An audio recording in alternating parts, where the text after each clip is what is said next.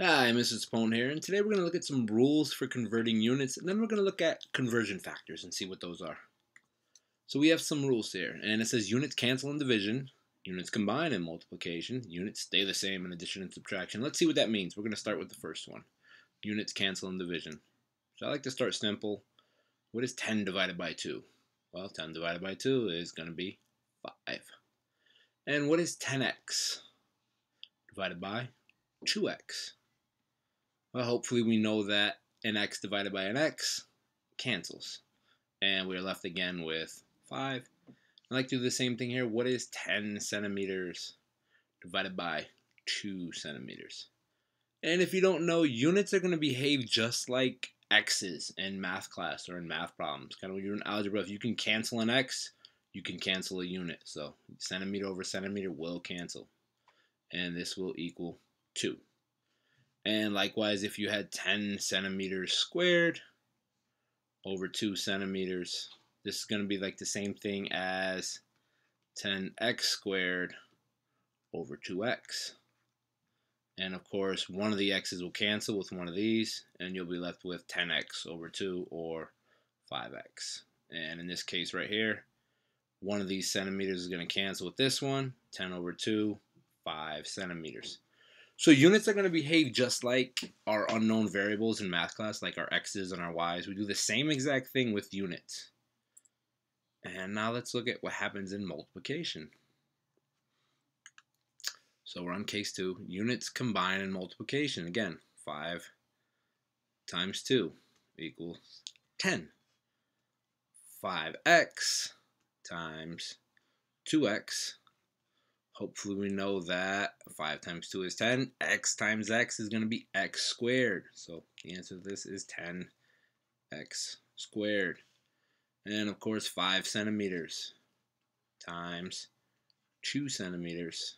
2 centimeters is going to equal 10 centimeters squared. And that's generally why when we're talking about area, we use meters squared or square meters or square feet or square inches, because the area of an object is length times width. And generally that would be either in inches or feet or meters, and you're multiplying the units together. And when you have the volume of an object, volume is going to be length times width times height. So let's say this has, I don't know, 5 centimeters by 4 centimeters by 2 centimeters. To get the volume of this cube, we're going to multiply 5 times 4 times 2.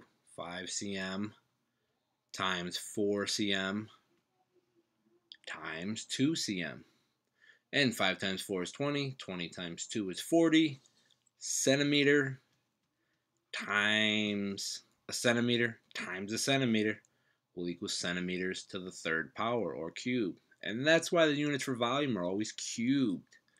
Volume of a cube is going to be to the 3rd power, inches cubed, meters cubed, centimeters cubed. So units combine in multiplication. They cancel in division, just like our x's do. They do the same exact thing.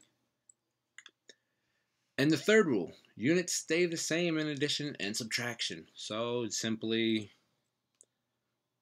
7 plus 2 equals 9.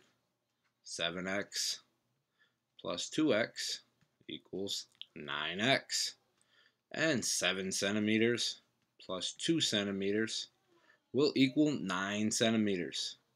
So those are our 3 rules for converting units. And again, you can't combine, you can't combine units that aren't alike. For example, 5 centimeters plus 2 inches equals, you really can't add that together. That's like saying 5x plus 2y. We have different units, so you'd kind of have to leave them like that. You'd have to convert inches into centimeters or centimeters into inches before you could add these together. So again, we combine like units in addition and subtraction, but in order to add them together, they have to be like terms, more or less is what we're saying.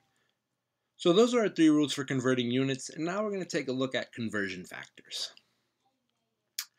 And a conversion factor. What is a conversion factor? This looks really complicated. A ratio written in fraction form that can express units, or that can express the same value or quantity in 2 different units. Conversion factors are going to essentially equal 1. Not always, but for our purposes, that's what we're going to say. And any number multiplied by 1 does not change. What does all this mean? That seems complicated. Well, what is a ratio? A ratio written in fraction form. A ratio is just one number over another one. And it says it expresses the same value in two different units. So the same value. What if I wanted to express 1 feet or 1 foot?